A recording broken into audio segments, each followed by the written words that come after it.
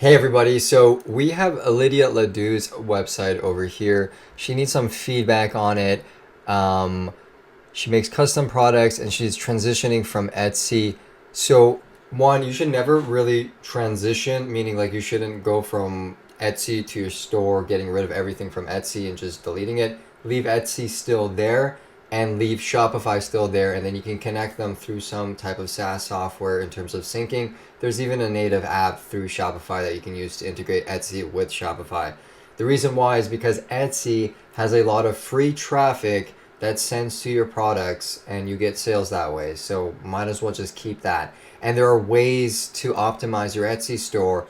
That way you can get more sales. And that can be done through the titles on the products by comparing with other competitors that are selling something similar. Because if you notice, there's keywords in the Etsy titles that they put in, and also within the description too. Over here, it also triggers it to be appeared on the Etsy search when you're searching for something. And there's Etsy prepay ads, meaning you don't pay until the product gets sold, which is pretty cool. And then there's Etsy postpaid ads where you pay every day and then you hope you get a sale. And the ads are through PPC. With that being said, Etsy ads do incredibly really well for products within your niche or within the common niches found within Etsy. So I really think that you shouldn't ignore Etsy at all. If anything, you should do more research on how to do the Etsy SEO game. Basically, add more keywords that relate to your product into the description and title that relate to the search. You kind of have to do some more research on that in terms of through Etsy, but keep it, okay? And then other tips in terms of marketing, Facebook or Google marketing. By the way, the website is blazingbridles.com or brittles.com. I actually didn't know what this product was. I had to do a little bit of a Google search. It has to do with basically horses, and you put it somewhere on their face or on their back or something. And ultimately, it's a medium-sized B2C ticket item. And the site is decent. I would just get rid of this banner over here. I feel like it's not the best quality and it's just too big. I think we're better off just showing this. And ultimately, I would have the product on a horse. That way, people immediately can recognize what it is. And I know it's a niche thing that people would already recognize if they know what it is, but I just think having pictures with horses on it will do better. And I actually found a competitor by going through TikTok and searching brittles. I found, some people doing videos. I found an unboxing video. Maybe if we go forward, yeah, this is the one. And this video got like 30K views. 30K views and 5,000 likes, and then multiple comments saying, hey, where to get that.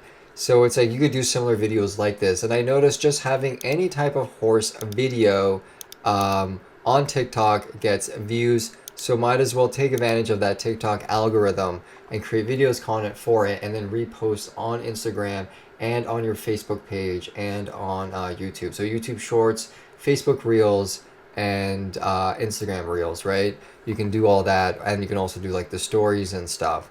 So there's a lot of horse content that you can use to attract people to your site, because Lumiere or whatever it's called, Equestrian, basically just has horse content on their Instagram, like quality horse content.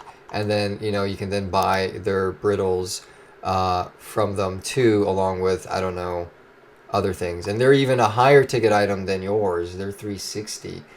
Another cool thing. So ultimately, do the TikTok, see what other TikTokers are doing within the horse niche. Do a combination of value giving TikTok videos plus some like salesy ones. Or make it like discreet. Like these unboxing videos are pretty discreet. The one that I showed you, I forget where it is, but previously the one that I showed you, this one right here, like you could just make one yourself and just put it on your own page. And so do some research on TikTok, find the quality videos and just replicate it. That way you understand the mechanics behind it. And also like, take note of like the descriptions, the the hashtags, and then utilize that within your TikTok production videos. And then the same thing with like Instagram too. You can find competitors within the Instagram niche.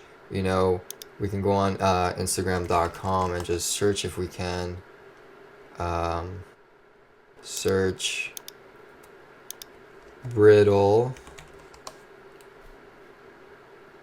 right? Let's just search brittle. Let's see what we get. Or we could search hashtag. And then it's like you can look at the ones that get a lot of likes to see, what drew people's attention. It doesn't get that many likes. We got this one, 9,000 likes. Follow Bridlery and Royal Horsemen's Official. So let's just click on that.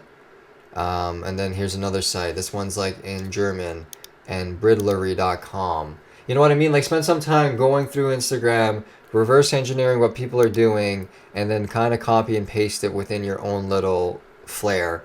And then you got yourself your own marketing. Like this is even more pricey than yours. We got 219 euros, which I think is basically the same as US. Still more money than what you're selling. And then, we click on it. You see how it has like the photo of the horse? It just does better. Though this horse looks a little bit sad in this photo. But I don't know. So photos with horses in them. And then look at what your competitors are doing. And then reverse engineer on Facebook, Instagram, TikTok, and YouTube Shorts. Like you can go on YouTube and Facebook Reels, right? So YouTube Shorts. You can search... let's say brittle horse, and let's see what content we get. These are not YouTube Shorts. Brittle horse shorts. Okay, here we go. Brittling big horse, 3.6 million views. Reality of own. And then you can also just make horse content like I just said. I know like different platforms have like slightly different things, but I've noticed everything being the same nowadays in terms of like what's viral on these contents. Anyway, so YouTube Shorts is another place to post your content and for you to like reverse engineer and to see if people are like selling products to them. You would tell by either watching the video, they may have like a drop in there, be like, go to this website or check out this, or go to their Instagram page, or in the comment section, there might be like a pin.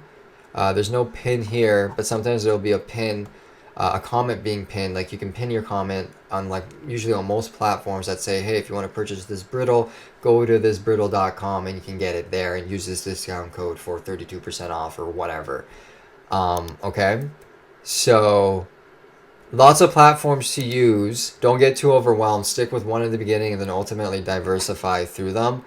And I also noticed through SEO too, by comparing with your competitor, Equestrian.com, and looking at the organic keywords that they target for, they're targeting for actually a lot of keywords that have zero keyword difficulty for, that have a decent amount of traffic, meaning you could get like, let's say somewhere between 5K to 10K in traffic if you spend some time targeting all these keywords over here and creating little blog posts that somehow integrate everything. Obviously the relevant ones, some of them might not be relevant, and some of them might be. And all I know is even this website right here, even though they're targeting for it, they're still on like page 9, even though they could be on page 1 and then capture 80% of that 500 volume impression there, which could lead up to like 400 clicks. You know what I mean? That's what I'm saying. You can get somewhere between like 5,000 to 10,000 people on your site. Anyway, so you got a lot of platforms to make content from, a lot of organic content. In my perspective, if you have the time, go for organic. Organic pays off. You can always do the paid ads after. Paid ads in the beginning is just not worth it. I think within your niche, you'll do incredibly well on TikTok, and I also think on Instagram and YouTube Shorts. But focus on the TikTok in the beginning. It's really the easiest. And then the SEO too is something that you can do. Now, if this is overwhelming and don't understand, then you can always follow me on Facebook, where I'll go more in depth on these things. That way you can understand them better. But ultimately, also it's recommended that you do your own research. That way you can also learn this knowledge too.